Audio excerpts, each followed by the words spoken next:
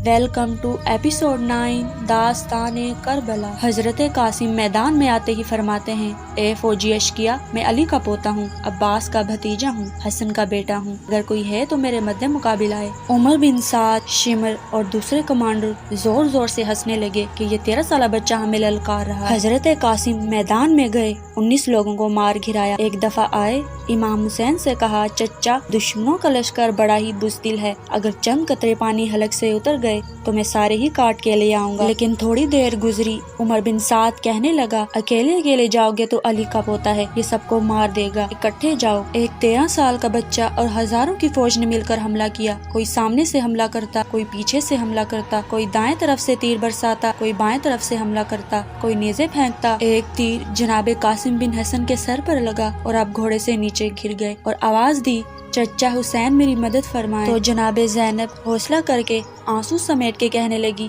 मैं देख रही हूँ पर्दे के पीछे से, हुसैन मेरे भाई का बेटा गिर गया है, जाओ इसे उठा लाओ। इमाम हुसैन जैसे ही मैदान में आते हैं, मशरिक के घोड़े मगरिब की तरफ, मगरिब के घोड़े मशरिक की तरफ दौड़ते हैं। तारीख ने लिखा कि आपका जिस्म मुबारक घोड़ों के पैरों में पामाल होने लगा। करबला के 2 शहीद जिनकी लाश घोड़ों से पामाल हुई, एक हुसैन अलैहिस्सलाम और एक कासिम बिन हसन। कासिम बिन हसन की लाश उस वक्त पामाल हुई जब अभी उनमें जान बाकी थी। इमाम हुसैन बस जैसे ही मैदान में पहुंचते हैं, कासिम की लाश को ढूंढा, कासिम की लाश नहीं थी।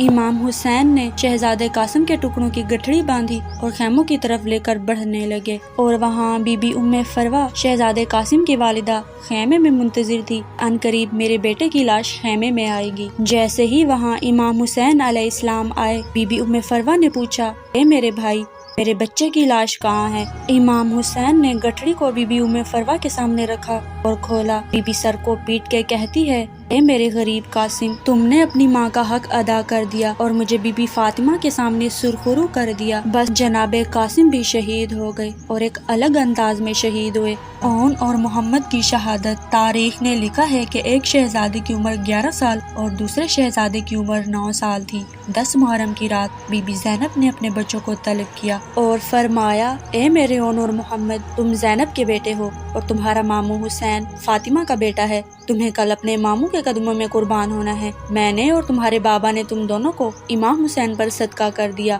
ओन और मोहम्मद, देखना, कल अपने माँ बाप को सुरखुरू करना। बस 10 मुहर्रम का सूरज तुलू हुआ जब बनी हाशिम के कुर्बान होने की बारी आई। बीबी ज़ैनब ने दस्ते अदब को जोड़कर अर्ज किया, ए मेरे मौला हुसैन, मेरे शहजादों को सबसे पहले शहादत की इजाजत दी जाए। इमाम हुसैन ने फरमाया, ज़ैनब सब्र करो। मुख्तलिफ जवानों और बच्चों की लाशें आती रही। बीबी ज़ैनब बार बार अपने ओन और मोहम्मद को देखकर ये फरमाती रही, ए ओन, ए मोहम्मद, तुम अभी तक जिंदा हो, जाओ अपने मामू से इजाजत लो। ये नन्हे बच्चे अपने मामू इमाम हुसैन के पास आकर बार बार इजाजत तलब करने लगे। बिल आखिर इमाम हुसैन ने ओन और मोहम्मद को अपने सीने से लगाया और कहा, जाओ अल्लाह की राह में कुर्बान हो जाओ। जैसे ही दोनों को शहीद होने की इजाजत मिली, बीबी ज़ैनब ने अपने बच्चों को बुलाया और वसीयत की, ए मेरे बच्चों, मैदान में जाने के बाद नहरे फरात की तरफ मत जाना। याद रखना, तुम्हारे मामू का बच्चा अली असगर प्यासा है और जब घोड़े से नीचे गिरना तो इमाम हुसैन को आवाज ना देना।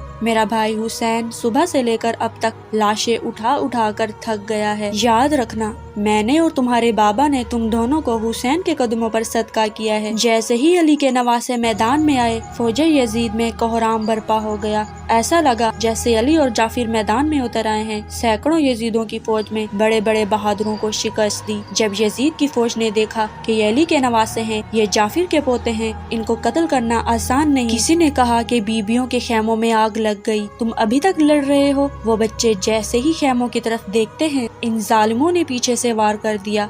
कहीं ओन की लाश गिरी, कहीं मोहम्मद की लाश गिरी। फौज यजीद में खुशी का माहौल बर्पा हो गया। बीबियों के खेमों में मातम का माहौल बर्पा हो गया। बीबियां दर खेमा पर खड़ी होती थी कि इमाम कभी अकबर का लाशा ला रहा है, कभी किसी का लाशा ला रहा है। जनाबे ज़ैनब भी वहीं खड़ी होती थी। लेकिन अब अजब मामला हुआ, जनाबे ज़ैनब के अपने बच्चों के लाशें आ रहे हैं और जनाबे ज़ैनब कुबरा मौजूद नहीं है। दरियाफ्त किया بہن زینب کہاں ہے؟ بہن زینب یہاں پر موجود کیوں نہیں ہے؟ جناب زینب تو ہر شہید کے لاشے کے استقبال کے لیے در خیمہ پر کھڑی ہوتی تھی، اب کیوں نہیں ہے؟ اب ان کے اپنے بیٹے ہیں۔ جناب زینب خیمے میں ہیں اور سجدہ شکر میں ہیں۔ امام حسین بی بی زینب کے قریب آئے اور کہا اون اور محمد شہید ہو گئے۔ بی بی زینب نے جب یہ سنا اور کہا اے اللہ ہماری یہ قربانی قبول فرما، امام حسین کی آنکھیں بھر آئی۔ جب بی بی زینب نے امام حسین کی آنکھوں میں آنسو دیکھے تو اپنی چادر سے امام حسین کی آنکھوں سے آنسو صاف کیے اور کہا بھائی مجھے اپنے بچوں کے شہید ہونے کا دکھ نہیں ہے،